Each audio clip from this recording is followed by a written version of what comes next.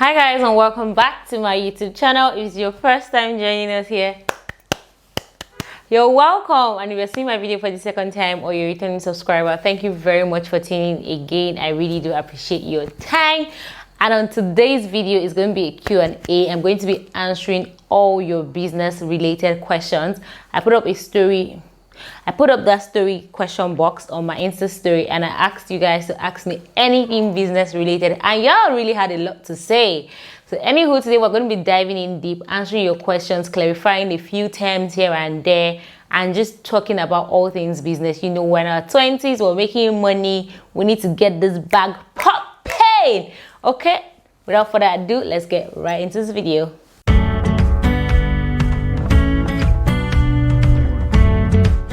So I have the questions here, and I'm just going to be reading them to you guys and answering a few of them, or most of them actually, because they're not that, a few of them are repeated. So the first question is, let me start easy. For my friend Dimeji, say, why is Dimeji so beautiful? You should ignore this boy, okay? Second question is, tell us your story of how you got there. You inspire us. How did I get here? I don't know. Quite a number of you might know or not know, but then I started business when I was in university. I started makeup in my 300 level profession, not professionally, but then I started to make money from makeup in 300 level. In my 300 level, I was getting makeup done for my peers and, for matriculation, convocation, as well as selling makeup to my peers. Then I used to go to trade fair to buy. No, I wasn't buying, I was drop shipping. So I was drop shipping makeup from trade fair to people that needed it in school, and from there, I opened an Instagram page and, started selling to other people. So that was where I started. I started to dabble into makeup. I liked makeup. I enjoyed it. And I started to charge people for it. And I've been doing makeup now consistently for 6 years. And that's my primary source of income. Okay. But then over the years, I have diversified. I have tried out a lot of things. I've tried out different businesses. Some are floating. Some have crashed. But then that's the thing, we grow, we learn. Over the years, one thing that I've learned from working in corporates to running my own business is that you need structure in your business. Without structure, no business is capable of, taking the growth that's going to come. Regardless of how you started your business, whether as a hobby or you planned it, but regardless, as long as you have a business, growth will come one day. Growth will come one day, and how will you handle it? That's one thing that I've learned so far in my journey as both an entrepreneur, a business student, and a 9-to-5. Yeah, I had a 9-to-5 job before, but then that's my story. That's like the run through of how I got here. I've done a lot of things. There are times when I first came out of uni and I just needed money. I did a lot of things business-wise. I think there was a time I was cooking. Yeah, I was doing the cooking business, liter per liter thing. So it's been a lot of things here and there that's brought me here. And I'm now grounded in the things that I am doing right now. And I'm very sure of what I want to do going forward. And I know that, I need systems and I need structures in my business to enable me grow and accommodate the growth that's coming. Okay? So what exactly does structure mean to a small business? What does structure mean to a small business? I think that when small business owners, and when I mean sell, maybe you sell perfume oils, you're a fashion designer, you make clothes, and it's just you right now in your business. You have no employee, no help, nothing. And you hear structure. It sounds extreme, right? It sounds like, what this big grammar. But no, structure basically means the systems, the tiny little things that you're doing to ensure that you know what your business is all about, and you have your business in compact. You know what that business is all about, not just in your head, but you have it somewhere. We have financial structure, we have management structure, we have different kind of structures. Financial structure is used basically separating your personal income from your business income. The mistake that a lot of people make is that they still take money for their business into their personal accounts. If you're sure that this business is something that you want to do and you want to scale over the years, I would advise that you get a business account for that. So structure basically means the little things that you're putting in place to ensure that your business can accommodate change and your business is well grounded. Basically, management structure. Sometimes it's only you and you're the only one doing everything. You're the accountant, you're the CEO, you're the social media manager, Write down your job description so that if tomorrow you need to hire somebody, or if tomorrow you need help, you know where exactly the help is going to come into, right? The basic of what I'm saying is that know your business, right? Have a financial structure, have a management structure, ensure that you keep record of the sales that you are making. Next question is, tell us the basic things we need to launch our businesses on a tight budget. Basic thing you need to know to launch your business, whether on a tight budget or not, is you need to know what problem that business is solving, how that business aims to solve that problem, who your target audience is. This is a very, very big common mistake that a lot of people make. When they ask them who is their target audience, they're like, oh, everybody, or they just give a very vague description. No, you need to know your target audience. How much in total you need to launch that business, and how much you need for that business to be successful. How much of that money is going to be yours? How much of that money you are going to crowdfund? You need to sit down and look at the business in the grand scheme of things. What products are you offering? What problem are you solving? How do you want to solve this problem? How do you want to go about it? What's your marketing strategy?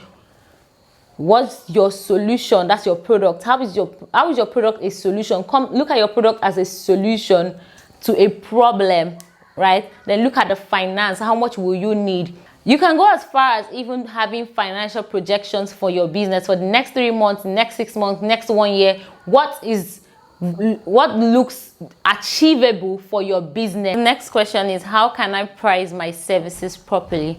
I'm going to take that this person is a service provider, right? And I'm going to talk about pricing your service or your business, the service that you offer, from a service provider's angle. So it's a lot more complicated for service providers to know how much to charge. What you can do for yourself is to stop guessing the value of your work. A lot of service providers are just guessing, especially maybe content creators or people that your service is not really tangible, right?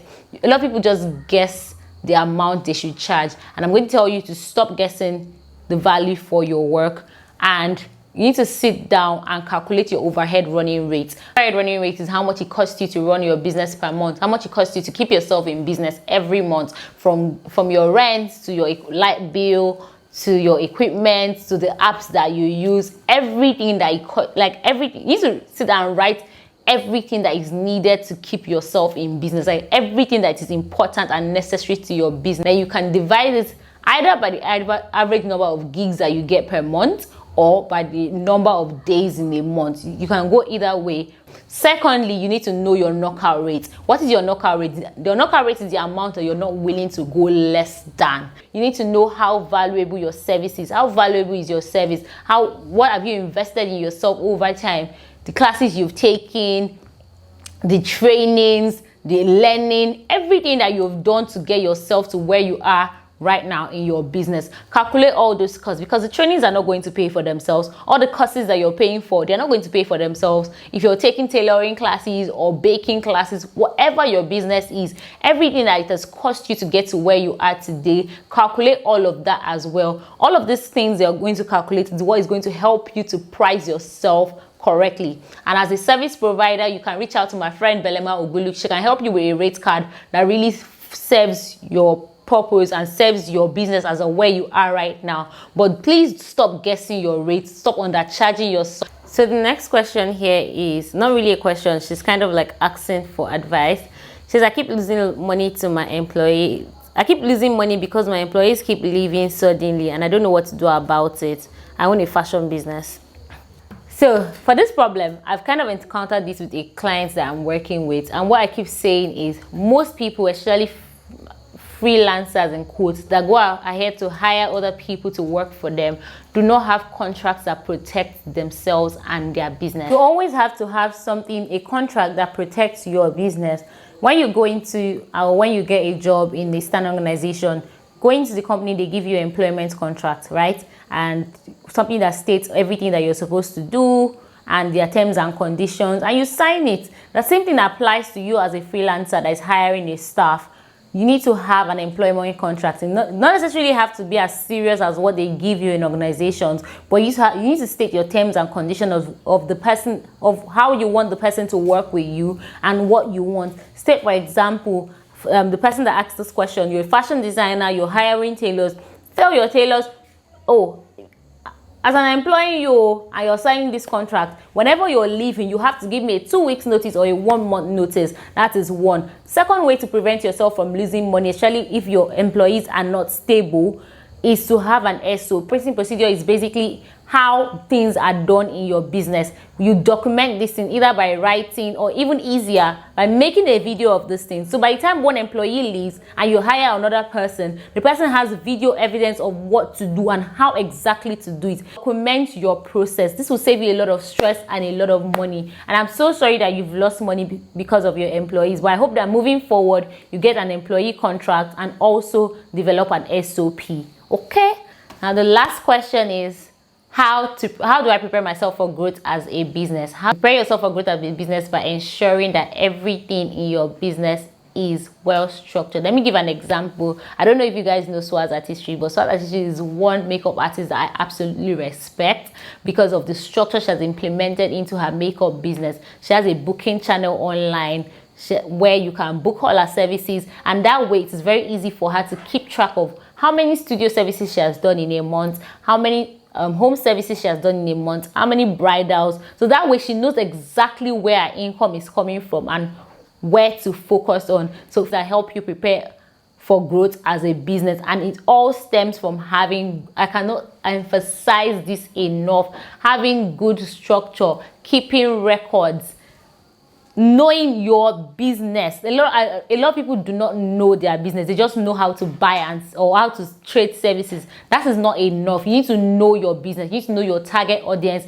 You need to know your brand principles, your brand language, how your brand communicates. Business is deeper than just trading services here and there. And I get that a lot of us started businesses just out of hustle mentality and out of just creating like a means of income for ourselves. But we need to understand that we are growing. We're in our 20s. We're making this money. We're growing. A lot of us are trying to create generational wealth. A lot of us are trying to create businesses that can stand the test of time. And to do this, you need to make sure that you're doing it right. You have the right structure and you have the right systems in place for this business to thrive, and so that you're not losing money and you're not making money. Some people have constant cash inflow, but they are not making money, and it's so frustrating because you just feel like, oh, I'm always making sales, but why am I not making money? Why am I not making profit? You need to sit down and look into your businesses. And if you are looking at all these things and it feels confusing and you don't know where to start from, that's why there are a lot of business consultants and business coaches such as myself. I'm going to put a link to my booking channel in the description box below, so that you can reach out to me if you have any issues or you feel like you need help with structuring your business or expanding your business model, or basically anything that you think is the problem. So the services I offer is to help you understand your business model, help you prepare for growth, and help you understand the business pain points and how to move on from there. And I hope that you guys have picked up a thing or two in this video. Thank you for sending your questions. Thank you for engaging me. Thank you for letting your girl flex her MBA knowledge 1 or 2 times. Okay? And until I come your way next time, it is your girl Pasheda. Love and light. Bye. Please do not forget to subscribe to my channel. Share this video with a friend if you found it helpful. And also leave a comment. Join the family. Bye.